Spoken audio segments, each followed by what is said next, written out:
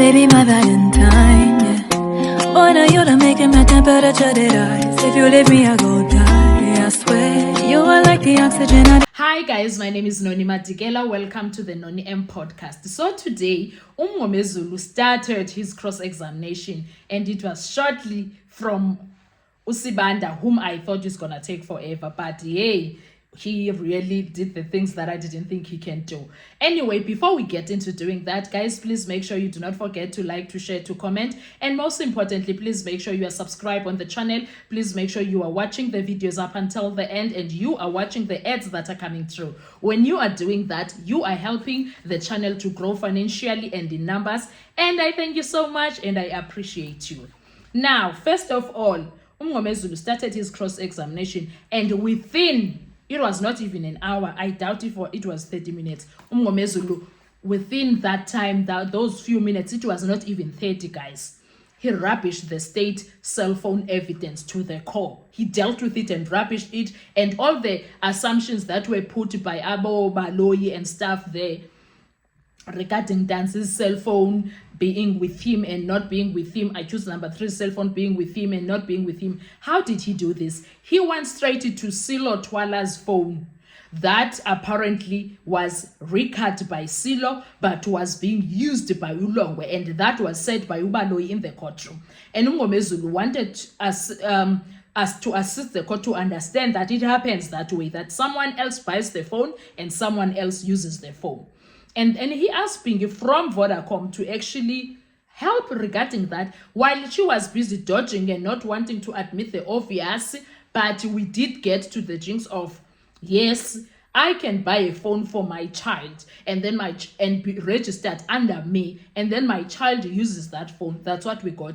And then if my name is the one that is recorded on Rika as per that phone, it does not mean when that phone is in East London, I am in East London, because my child is the one that is using the phone. And I was like, yes, Bram, go. So that thing is dealt with, because the state cannot come here and tell us that who I choose number 3 was in Vosloorus, why his phone was in George Goch.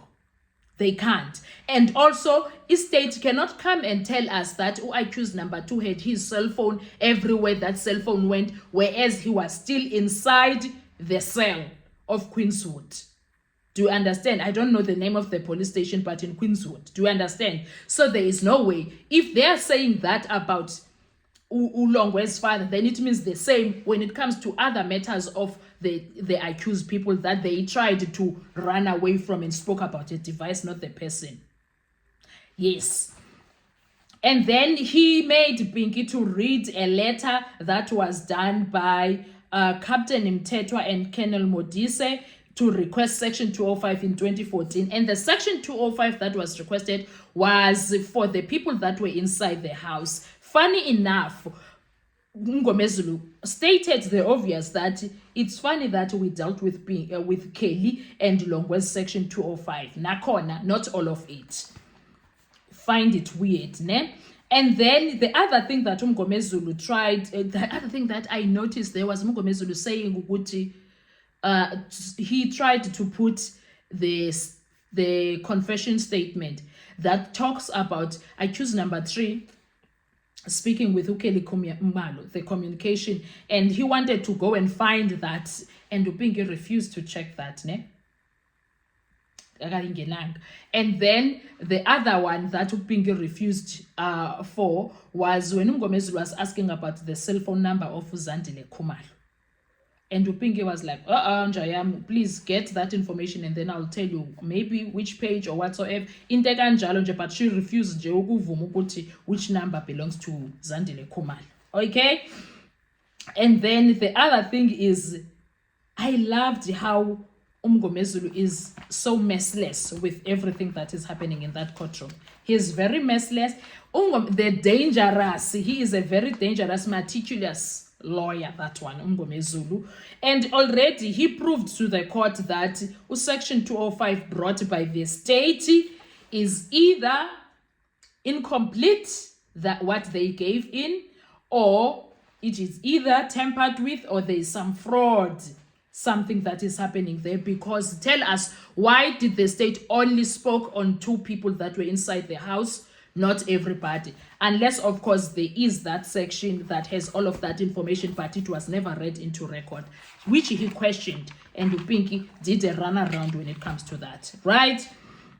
The other thing that was funny for me was to find Pinky trying to dictate how Mngomezulu must ask her questions, or how Mngomezulu must pose his questions to her. I wanted him to say I wanted him to say what he said to Umukhola, like, I believe you are not telling me how to do my cross-examination. I wanted him to say that, because Pinky kind of have that. In fact, all the state witnesses are always like that. Naye uGibele nje, she was somewhere there. Okay, I was like, hayibo girl. Pinky basically told Mngomezulu ukuthi, sir, if you want a connection regarding certain numbers like ezabo Zandi nokuthi kwathi, check the data yourself, mna ungangifaki. That's something else that she did, Kesan. And then there was a time energy yakhe mos lokokusile is very up, but now eardropper, okay?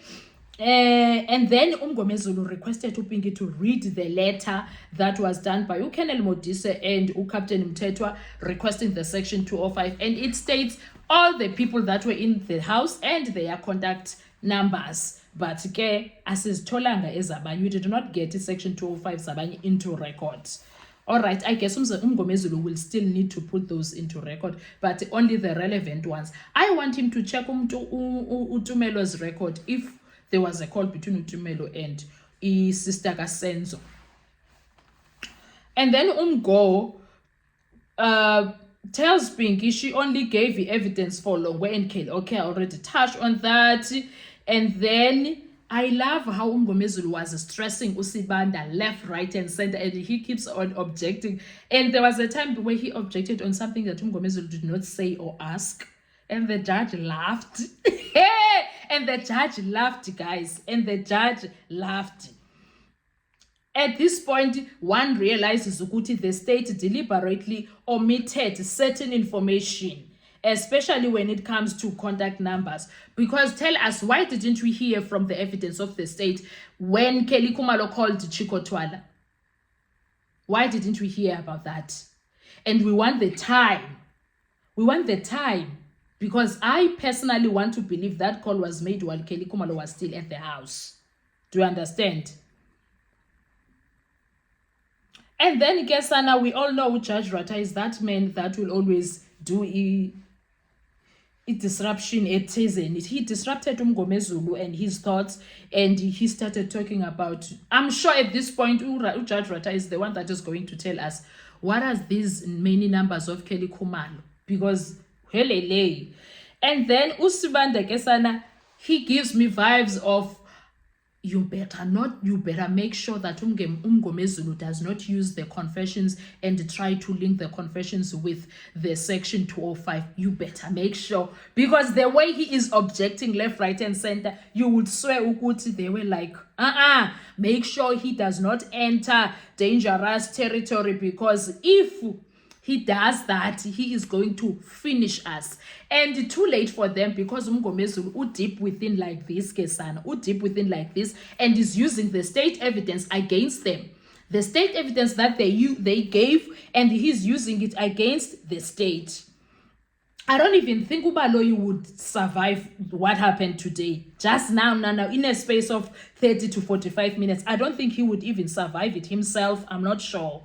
And then, when he mentioned Silo Twala and Longwe cell phone analysis, Mngomezulu Kesana, I loved that, because it was pointing out for accused number 2 and accused number 3, while the state was trying to do other things. There is something else that was bothering me. Mngomezulu looks like she's kind of not fine-ish. I'm not sure, I could be wrong. However, okay, he started well, and then Urata kind of disturbed him. Normally for me, Mngomezulu don't get disturbed by Urata, but all of a sudden I felt like he did disturb Mngomezulu. I'm not sure, I could be wrong. He was not really assertive enough as per usual, but okay. And then Pinky, guys, I love that Umgomezulu was cornering Upinki, and Upinki at some point she did not realize, but she tried to hide. It is what it is, okay, guys.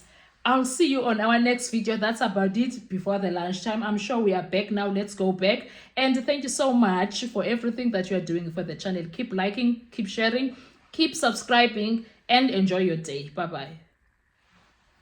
To survive.